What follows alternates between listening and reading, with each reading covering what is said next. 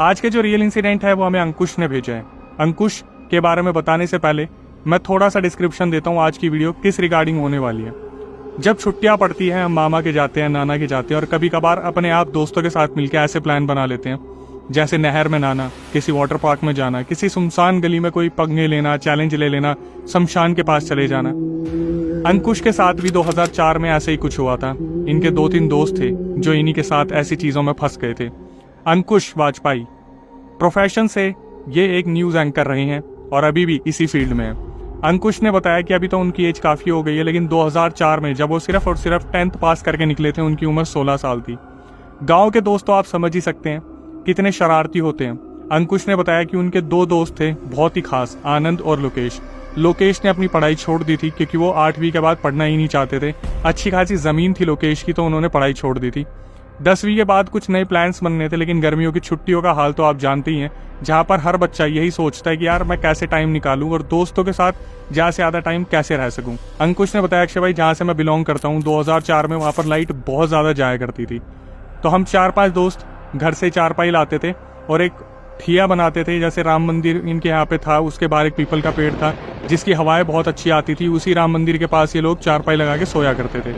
ज्यादातर जो लोग थे वो अपनी छत पे सोते थे, कुछ लोग अपने घर के बाहर चारपाई लगा के सोते थे, क्योंकि इनका जो गांव था वो बहुत ही ज्यादा अंडर डेवलपमेंट में था, कच्ची रोडें थी, तो कहीं पे कुछ भी होना जाना आसान नहीं था। मतलब वहां पर क्राइम बहुत ज्यादा कम था। लेकिन 2004 में अंकुश ने बताया कि उनके और उनके दोस्तों के साथ एक ऐसा हादसा हुआ जिसे वो आज तक इतने बड़े होने के बाद भी डिस्कस करते हैं तो उनके पैरों तले जमीन निकल जाती है। अंकुश ने बताया कि भाई गर्मियों का हमारा प्लान क्या होता था, मैं आपको बताता हूँ। हमारे गांव के बाहर एक नहर लगा करती थी जो घासों के बीच में से आती है, नहर आपने भी देखी होगी।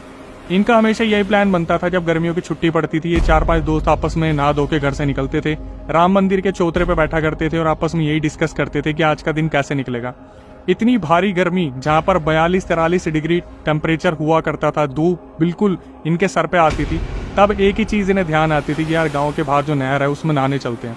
अंकुश ने बताया कि भाई हर बार हम उस नहर में नहाने जाते थे, हर साल हमारा यही प्लान होता था, लेकिन जैसे जैसे उम्र बढ़ती थी शरारतें और ज्यादा बढ़ती थी। हमें तैरना आता था तो हम साइकिल उठा के उस नहर के पास जाते थे, लेकिन इस बार का एक्सपीरियंस इनको मौत के मुंह में डाल देगा इन्होंने कभी सोचा नहीं था। एक ऐसा ही दिन था जब ये दोस्त आपस में बैठते हैं राम मंदिर के बाहर और प्लान बनाते हैं कि यार आज क्या करें, तो नहर की तरफ ध्यान जाता है और ये लोग नहर के पास पहुंच जाते हैं। अंकुश ने बताया कि भाई हम चारों दोस्त नहर में नहा रहे थे, अंकुश, लोकेश, आनंद और एक दोस्त और थे। नहाते नहाते अंकुश की अचानक से नजर पड़ती है कि पानी के बीचों बीच एक लड़का ऊपर उठता है। वो अपने बाल ठीक करता है और सीधा नहर से बाहर जाने लग जाता है। अंकुश ने ऑब्जर्व किया कि हम 30 मिनट से कम पानी के ऊपर हैं, मतलब किसी ने भी डुबकी नहीं मारी, और ये अचानक से लड़का कहाँ से आया। अंकुश का मानना था कि इस टाइम पर इस लड़के का आना दूर दूर तक नहीं बनता, क्योंकि इसने कब पानी के अंदर डुबकी मारी, ये कब चल के आया, यह अंकुश ने नहीं देखा था। खैर अंकुश ने ज्यादा इस बात पर ध्यान नहीं दिया और वो लोग नहाए वगैरह और फटाफट साइकिल उठा के अपने घर की ओर आ गए। ये लोग जैसे मैंने बताया इसी तरीके से सोते थे चारपाई लगा के। रात को अंकुश के दिमाग में यही सब चीजें चल रही थी कि यार वो लड़का कौन था, लेकिन अंकुश ने फिर भी नहीं बताया। अब हुआ कि अंकुश ने बताया कि अक्षय भाई जब हम रात को सोते थे 4-5 लड़के एक साथ, तो जैसे आपने देखा ना कि गाँव में ठेले लगते थे, कुछ रेहड़ियाँ निकलती थी जिनके ऊपर गोला बिकता था, कुछ फलूदा बिकता था, जैसे आज के टाइम पे भी बिकता है।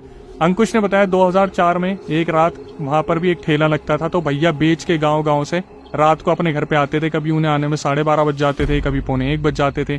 तो रात को जब वो भैया आते थे अपने साथ कुछ बचा हुआ सामान लेके आते थे, तो ये लड़के उनसे वो सामान ले लेते थे और पैसे वैसे उस टाइम पर लेन देन नहीं होता था क्योंकि ये बच्चे थे और बचा कुचा कुछ कोटा हुआ करता था, जो अंकुश और उनके दोस्त वहां पर जो बर्फ का गोला होता है शरबत के साथ वो चूसते थे, पीते थे। अब ऐसा ही चलता रहा। उस रात अंकुश के दिमाग में ये चीजें चलती रही, लेकिन उसने अपने दोस्तों से ये चीज डिस्कस नहीं की।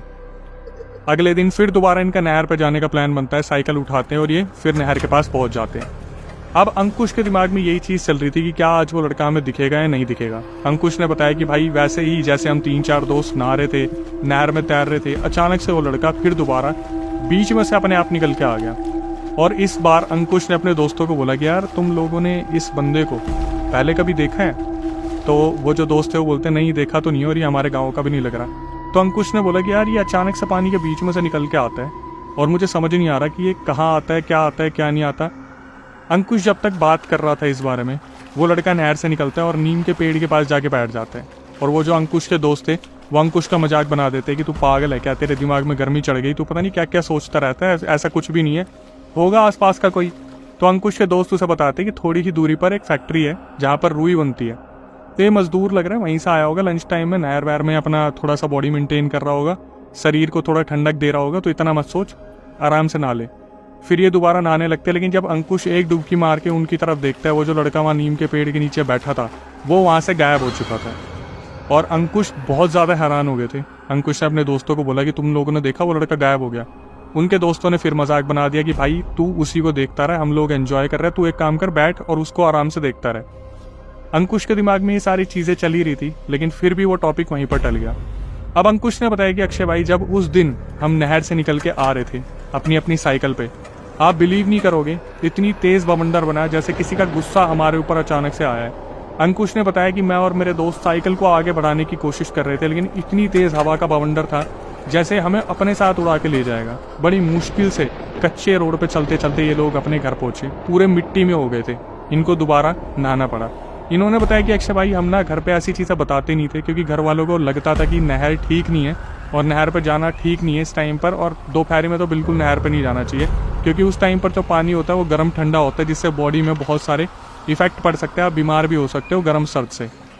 तो ये लोग घर पे आए और अंकुश के दिमाग में ये सारी चीज़ें चल ही रही थी। तो रात को जब ये एक साथ सो रहे थे चारपाई पे, तो अंकुश के दिमाग में यही चीज़ें चल रही थी कि वो लड़का कौन था, कहाँ से आया। तो अचानक से वो जो भैया थे जो गोले का काम करते थे बर्फ़ वाले, वो आते हैं। और उनके आने का पता कैसे चलता था कि 2004 में वो अपने साथ एक टेप रिकॉर्डर लेके चलते थे, क्योंकि लाइट तो उस टाइम पर हुआ नहीं करती थी, तो इन लड़कों को पता चल जाता था कि बर्फ़ वाले भैया आ गए हैं।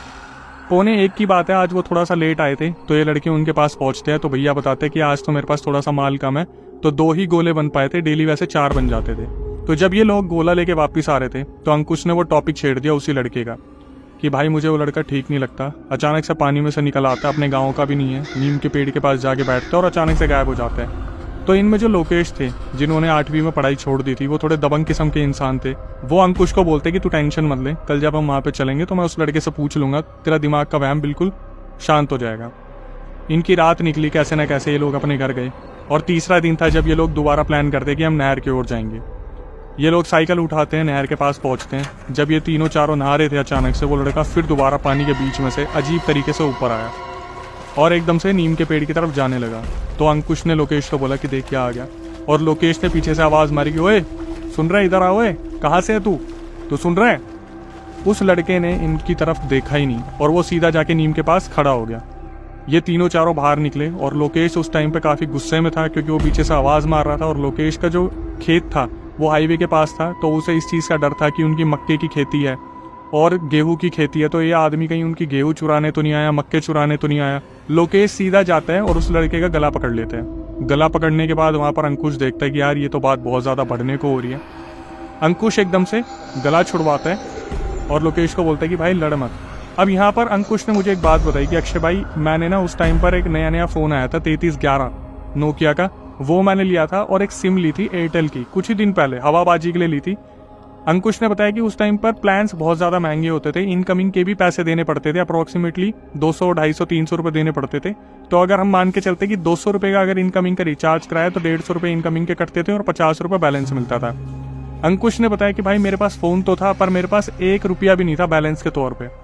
तो जब ये लोग वहाँ पहुंचे, लोकेश ने उस बंदे का गला पकड़ा। अंकुश ने जब गला छुड़वाया तो लोकेश ने उसके गले पे से जब हाथ हटाया तो उसके गले पे से ऐसे स्किन गिलगिली सी ऐसी हो रखी थी जैसे चिकन बहुत ज़्यादा ओवर हीट हो जाता है तो उसके बाद जैसे गल नहीं जाता, वैसा हो रखा था।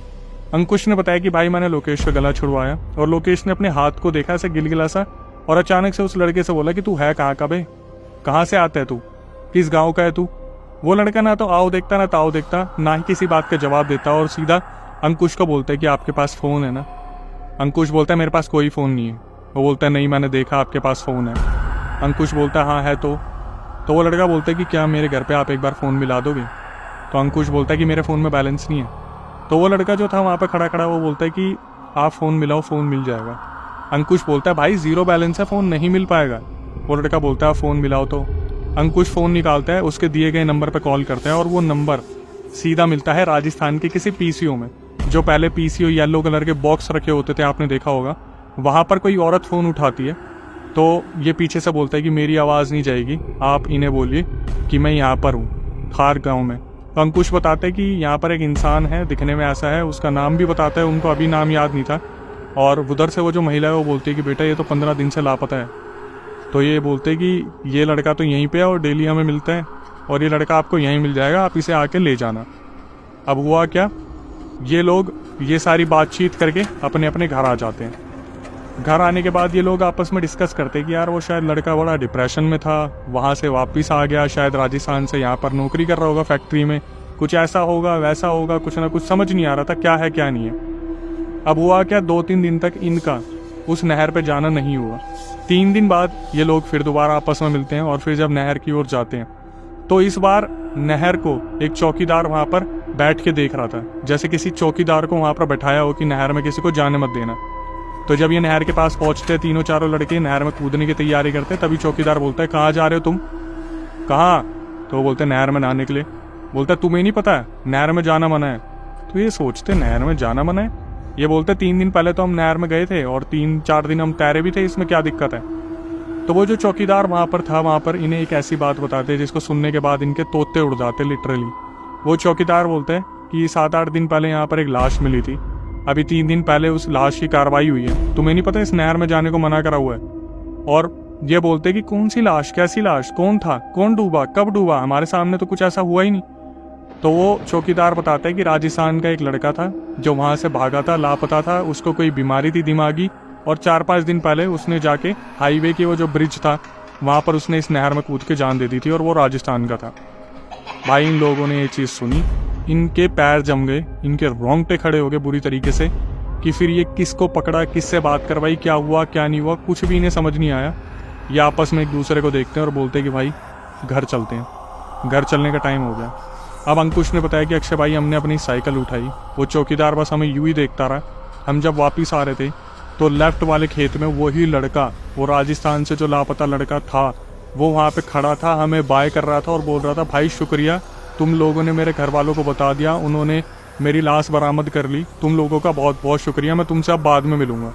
आप खुद इस सिचुएशन को समझो कि आपको पता है वो इंसान कौन है, वो इस दुनिया का नहीं है और वो खड़ा होकर आपको आवाज़ लगा रहा है। चारों लोग देख रहे थे, ये चारों अपने घर आए, बहुत ज़्यादा डरे हुए थे, एक साथ सोने के लिए ये लोग आए।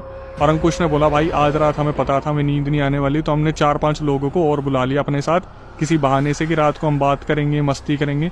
उस रात ये लोग नहीं सोए। उसके बाद क्या हुआ, इनकी बाहर सोने की हिम्मत ही नहीं हुई। अंकुश ने बताया कि भाई सारे अपने अपने घर सोने लगे, लेकिन लोकेश 1 हफ्ते तक नहीं दिखा। तो जब अंकुश को लोकेश की हालत के बारे में पता चला, अंकुश सीधा उसके घर गया और सीधा उसके घर वालों को सब कुछ बता दिया। लोकेश के पापा ने ये सारी चीज़ें सुनी और उन्होंने सेकंड नहीं लगाया है समझने में कि अंकुश बिल्कुल सच बोल रहे हैं, क्योंकि जिस हाईवे पे से ये पूरा हादसा हुआ था, जिस लड़के ने वहाँ से पूरा ये इंसिडेंट हुआ था जंप करने का उस नहर के अंदर, वो हाईवे ऑलरेडी बहुत ज़्यादा हॉन्टेड था। वो लड़का राजस्थान से किस काम से निकला पता नहीं, घर वालों से लड़ाई हुई, झगड़ा हुआ, क्या हुआ, वो बहुत ज़्यादा मानसिक संतुलन उस लड़के का बहुत ज़्यादा बिगड़ा हुआ था। कहीं ना कहीं वो उस हाईवे पे आया और उसने ये पूरा इंसिडेंट कर दिया, जिसकी वजह से उस हाईवे पे पहले ही ऐसे सैकड़ों इंसिडेंट हुए हैं, जिसकी वजह से वो नहर ऑलरेडी हॉन्टेड हो चुकी है, जिसकी वजह से लोकेश के पापा और इनके घर वाले जितने भी थे लड़कों के मना करते थे कि दोपहरी में नहर में मत जाना या फिर उस नहर के पास जाने ही मत, क्योंकि उधर कुछ ना कुछ गड़बड़ है। लेकिन ये लड़के अपनी मौज मस्ती के लिए वहाँ नहर में जाया करते थे और इतना बड़ा हादसा इनके ऊपर हो चुका था, जहाँ पर लोकेश मैंने बताया back to back sleep paralysis के अटैक उन पे हो रहे थे और कहीं ना कहीं उनकी स्किन गल रही थी, बहुत ज़्यादा बुरी हालत हो गई थी लोकेश की, उनका टेम्परेचर बहुत ज़्यादा हाई हो रहा था। और इसी दौरान कहीं ना कहीं आनंद और दूसरे लोग जो थे आपस में मिलना बंद कर चुके थे, क्योंकि इन लड़कों में डर का माहौल इतना ज़्यादा छा चुका था। जब लोकेश के पापा ने ये सारी चीज़ें सुनी तो उन्होंने ना आओ देखा ना ताओ देखा, अपने कॉन्टैक्ट्स निकाले और एक मौलवी को घर पर बुलाया। मौलवी जैसे ही घर पे आए तो उन्होंने बताया कि इसके ऊपर तो एक जल पिशाच है। तो लोकेश के पापा बोले जल पिशाच? मौलवी ने बोला हाँ, उस नहर में किसी ने अपने आप को समर्पित कर दिया जो वहाँ पर भटक रही थी चीज़, और इन लड़कों ने कहीं ना कहीं उससे पंगे ले लिए। जो लोकेश था इसने गर्दन पकड़ी उसकी और वो पहले ही इस दुनिया का नहीं था, तो वो नज़र गाड़ के बैठा हुआ और उसे 2 इंसानों की बलि चाहिए, पहला तो है आपका लड़का और दूसरा है आनंद। ये सुनने के बाद सबको इतना बुरा धक्का लगा कि लोकेश तो लोकेश, आनंद भी कैसे न कैसे इस चीज़ के अंदर आ गया। कहीं ना कहीं ये चीज़ भाप गई थी कि आनंद जो है वो भी बहुत डरा हुआ और उसको बहुत आसानी से लपेटे में लिया जा चुका है। तो मौलवी बोले कि इसका जैसे हाथ पैर गलने वाली चीज़ है, गर्दन गलने वाली चीज़ है ना, एक बार आनंद का भी पता करो, आनंद पक्का इन चीज़ों से जूझ रहा होगा। लोकेश के पापा और जो अंकुश थे वो आनंद के जब तक घर पहुंचे तो पता चला आनंद के पैर गल रहे थे काफ़ी टाइम से, लेकिन उन्हें लगा कोई बीमारी है, तो उन्होंने किसी से कंसल्ट नहीं करा। आनंद को अपने साथ ये लोग जो है बाइक पे लेके आए और बाइक पे लाने के बाद जो है इन दोनों का उतारा करवाया गया, जहाँ पर 2 लोगों की बलि जानी ही जानी थी, क्योंकि वो लड़का, बेशक उसकी बॉडी मिल गई घर वालों को, लेकिन वो लड़का उस नहर में ही कैद होकर रह गया था। और आते टाइम वो लड़का इन्हें दिखा भी था और बोला भी था कि मैं तुमसे फिर दोबारा मिलूंगा। तो कहीं ना कहीं इनके ऊपर ये चीज़ें चल रही थी। अब बात आती है हॉन्टेड हाईवे की। तो वो जो हाईवे है, जिस थार गाँव की हम बात कर रहे हैं, वो हाईवे लोकेश के पापा ने बताया कि वो इतना ज़्यादा हॉन्टेड है।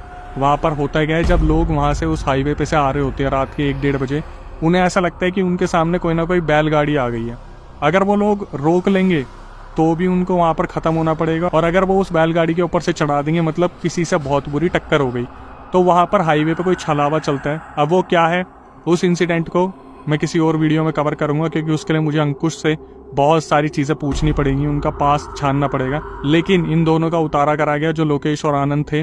काफ़ी उतारे में टाइम लगा, और जो लड़के की आत्मा थी दोनों के शरीर में से उन्हें दूर करा गया, घरों को बांधा गया, कीलें लगवाई गई, धागे दिए गए, कहीं ना कहीं पूजा पाठ हुआ, गांव में हवन हुआ, और उसके बाद ये लोग वहाँ पर कभी नहर पे नहीं गए। अंकुश ने बताया कि भाई हम क्या, कोई गांव का बच्चा नहर की तरफ नहीं जाता था।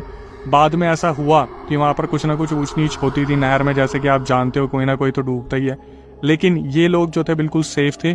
उसके बाद 2000 के बाद 2005 में जो अंकुश थे वो भोपाल शिफ्ट हो गए थे, और अभी भी अंकुश ने यही बताया कि भाई मैं जब इतना बड़ा हो गया अपने दोस्तों से मिलने गया तो दोस्तों में आपस में यही बात चल रही थी कि एक बार नहर की गेड़ी मार के आए क्या। खैर, अगर गांव के लोग इस वीडियो को देख रहे होंगे तो कहीं ना कहीं कमेंट में बता देंगे कि किन किन चीज़ों को हम अवॉइड कर सकते हैं दोपहर के टाइम पे, सुबह के टाइम पे, रात के टाइम पे, कहाँ कहाँ जाना चाहिए, कहाँ कहाँ नहीं जाना चाहिए। लेकिन जितना मैंने सुना था कि शमशान के पास तो बिल्कुल दोपहर के टाइम पे नहीं जाना चाहिए, या नहर के पास अकेले तो बिल्कुल नहीं जाना चाहिए। और जब आपको पता चल गया यहाँ पर कोई ऊंच नीच हो रही है तो भाई हाथ जोड़ लो, अपने घर वालों को बता दो। और आज की जो जनरेशन है ना, उनसे मेरी रिक्वेस्ट है कि कहीं पे अगर आपको कुछ लग रहा है ना, आपके साथ कुछ हो रहा है, सबसे पहले अपने घर वालों को बताओ, उस चीज़ को छोड़ो मत। चाहे आपका वहम ही क्यों ना हो, कहीं ना कहीं से पता करवा लेंगे कि आपका वहम है या नहीं है, लेकिन बताना बहुत ज़रूरी है। मैंने ऐसे भी बहुत सारे लोग देखे जो अपने घर पे सब कुछ बताते, इवन जब वो कहीं से मूवी देख के भी आ रहे होते हैं, उनका पैर कहीं लग जाता है, वो तब भी बता देते हैं, और कहीं ना कहीं उस चीज़ की कोई ना कोई इलाज हो जाता है। लेकिन ऐसे लोग जो हर चीज़ अपने घर से छुपाते हैं, उनको भाई कोई नहीं बचा सकता। आखिरी में अंकुश ने बताया, जब मेरी उनसे कॉल पे बात हुई, कि अक्षय मैं होके आया था अभी होली के टाइम पे, तो गांव में सब सही है, सब बढ़िया चल रहा है। अब दुर्घटनाएं बहुत कम हो गई हैं, क्योंकि लोग बहुत ज़्यादा अवेयर हो गए कहीं ना कहीं। अब आपके अवेयर होने की बारी आ गई है। तो मेरी आपसे लास्ट में यही रिक्वेस्ट होगी, जो नए व्यूअर्स चैनल पे आए, प्लीज़ चैनल को सब्सक्राइब कर लो यार, बेल नोटिफिकेशन ऑन कर लो, क्योंकि आपका ये मोटिवेशन बनाए रखना हमारे लिए बहुत ज़रूरी है। इसीलिए हम इतनी मेहनत करते हैं कि ऐसी पैरानॉर्मल अवेयरनेस वीडियो आपके सामने लेके आते हैं। इसके बाद कभी आपके साथ कोई ऐसा हादसा हुआ, कोई पैरानॉर्मल इंसिडेंट हुआ, तो आप उसे रिकॉर्ड करके भेज सकते हैं। मैं अक्षय वशिष्ठ नरेट करूंगा अपनी आवाज़ में। देखिए, आपकी भारी डिमांड पर हमने पॉडकास्ट चैनल जो है अब अलग कर लिया पूरी तरीके से, और उस पर नए पॉडकास्ट हम लेके आ रहे हैं। तो अगर आप उसका हिस्सा बनना चाहें, दिल्ली में हमारा पॉडकास्ट सेंटर है, आप उसका हिस्सा बन सकते हैं। आपको करना क्या होगा, जो हमारा व्हाट्सअप नंबर स्क्रीन पर दिख रहा है, डिस्क्रिप्शन में भी आपको मिल जाएगा। आपका जो रियल इंसिडेंट है, जो आप बताना चाहते हो, उसे एक बार रिकॉर्ड करके भेज दें। हमारी टीम पूरा रिव्यू करेगी। दिल्ली में हमारा सेंटर है, आपको बुलाया जाएगा कैमरे के सामने, आप पूरा रियल इंसिडेंट अपना बता सकते हैं। इसी तरीके से इंस्टाग्राम, यूट्यूब पे प्यार बनाए रखिए, फेसबुक को भी इसी तरीके से प्यार दीजिए। लिंक जो है डिस्क्रिप्शन में आपको मिल जाएगा। नई वीडियो, नए पॉडकास्ट आने तक stay tuned with the channel. इसको उसने अपने साथ ले जाने की ठान ली थी, क्योंकि इसने उसकी गर्दन पकड़ ली थी और वो वैसे ही मरा हुआ था। तो वो जो आनंद था, उसके साथ ही शुरू हो चुकी थी। उसके पैर जो हैं वो वैसे होने लग गए थे, गलने लग गए थे। उसको भी लेके गए, फिर उन्होंने उतारा किया, फिर जो है धीरे धीरे सारी चीज़ें पटरी पे आने लगी।